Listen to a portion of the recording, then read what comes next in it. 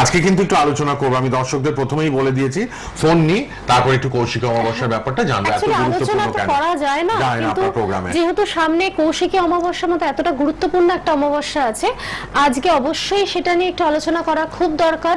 এবং অনেকেই জিজ্ঞাসা করছে যে এই অমাবস্যার এত কেন মাহাত্ম্য। বছরে তো আমরা প্রচুর অমাবস্যা আসে, সকলেই আমরা জানি সেটা, কিন্তু কৌশিকী অমাবস্যা অর্থাৎ ভাদ্র মাসে যখন অমাবস্যা পড়ে তখন প্রত্যেকেই কেন সেই অমাবস্যা নিয়ে এতটা এক্সাইটেড থাকে। আজকে সেটাই কিন্তু আলোচ্য বিষয় হতে চলেছে। ঠিক আছে, কৌশিকী অমাবস্যা কেন এত সব অমাবস্যার মধ্যে এতটা ফেমাস? কৌশিকী নামটা শুনে কিন্তু আমাদের প্রথমে বুঝে নিতে হবে যে এই নামটার পিছনেই কিন্তু মাহাত্ম্যটা লুকিয়ে আছে। কৌশিকী নাম কেন হলো এই অমাবস্যার? পার্বতী, মা পার্বতীর কিন্তু কোষ থেকে উৎপত্তি এই দেবী কৌশিকীর। আজকে কৌশিকী কেন বলা হচ্ছে? কারণ কোষের থেকে কিন্তু এই দেবীর উৎপত্তি হওয়াতেই কিন্তু আজকে কৌশিকী অমাবস্যার দিন এত আমরা জাগ্রত। শুধু তাই না, কৌশিকী অমাবস্যার দিন কেন বিশেষ মুহূর্ত, বিশেষ কাজ, বিশেষ পুজো সব হয়ে থাকে।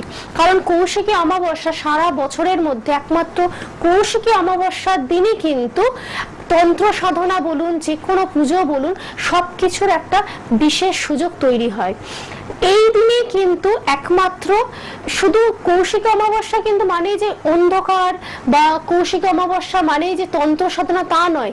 কৌশিকী অমাবস্যা আরেক নাম কিন্তু আলোক অমাবস্যাও। অর্থাৎ এই দিন কিন্তু নারায়ণ এবং লক্ষ্মীরও কিন্তু পুজো করা হয়ে থাকে। আপনারা হয়তো অনেকেই জানেন না যে কৌশিকী অমাবস্যার দিন অর্থাৎ অমাবস্যার দিন লক্ষ্মী পুজো হচ্ছে নারায়ণের সাথে। কারণ লক্ষ্মী পুজো মানেই আমরা জানি পূর্ণিমার দিন, কিন্তু কৌশিকী অমাবস্যা কিন্তু নারায়ণ লক্ষ্মী পুজো করার জন্য কিন্তু খুবই জাগ্রত। এবং যারা খুব অর্থ অভাবে ভুগছেন, কাজ বলুন সবকিছুতে প্রচন্ড হতাশায় ভুগছেন, তারা অবশ্যই কিন্তু কৌশিকী অমাবস্যার দিন নারায়ণ এবং লক্ষ্মীর পুজো করবেন। এবং দেখবেন ভাগ্য কিন্তু আপনাদের, ভাগ্যের যে বিড়ম্বনা তার থেকে কিন্তু আপনারা অনেকটা রেহাই পাচ্ছেন। এবং আমি নিজেও কিন্তু কিছু বিশেষ পুজো, বিশেষ কাজ করে থাকি কৌশিকী অমাবস্যার দিন। কারণ আপনারা সকলেই জানেন এই দিন কিন্তু বাকি সব অমাবস্যা থেকে অনেকটা শক্তিশালী দিন। এবং এই দিনে করা যে কোনো কাজ, যে কোনো পুজো বা যে কোনো কিন্তু উপায়, সেটা অনেকটা বেশি শক্তিশালী প্রদান করে।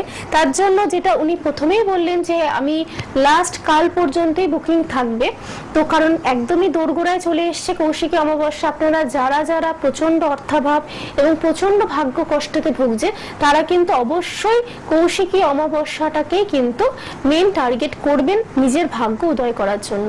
ঠিক আছে, এবং বিড়ম্বনা যাদের, অর্থ কষ্ট যাদের, তারা কিন্তু এই কৌশিকী অমাবস্যার পেছনে একটা মজার কাহিনী আছে। সেই অমাবস্যার দিনও কিন্তু শুম্ভ এবং নিশুম্ভ নামে কিন্তু দুই রাক্ষসের বধ হয়েছিল।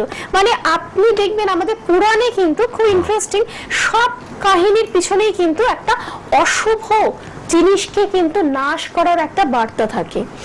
এই পুরাণে যেরকম অশুভ নিশুম্ভ, শুম্ভর মতন রাক্ষসকে বধ করার যেরকম কাহিনী আছে, অর্থাৎ এই অমাবস্যায় কিন্তু আমাদের জীবনেরও যে অশুভ, যে নেগেটিভ জিনিসগুলো, আমরা কিন্তু সেগুলোকে বধ করি এবং আমাদের জীবনে পজিটিভটাকে আমরা কিন্তু আপন করে নিই।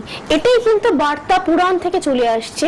পুরাণে যেরকম অশুভ শক্তির নাশ হয়েছে, সেরকম এই অমাবস্যায় কিন্তু আমাদের জীবনে যে অশুভ যে দিকগুলো, যে নেগেটিভ সাইডগুলো, যেই নেগেটিভ দিকগুলো আমাদের ভাগ্যকে আটকাচ্ছে, যে নেগেটিভ জিনিসের জন্য আমাদের বিয়ে আটকে যাচ্ছে, আমাদের ব্যবসার অবনতি হচ্ছে, চাকরি থেকে বিনা কারণে বের করে দেওয়া হচ্ছে, এই নেগেটিভ সাইডের জন্য যে এফেক্টগুলো আমরা পেয়ে থাকছি, এটাকেও কিন্তু আমরা কৌশিকী অমাবস্যার মাধ্যমে আমাদের জীবনে একটা পজিটিভ সাইড খুলে ধরতে পারি। ঠিক আছে, আরো জানবো তার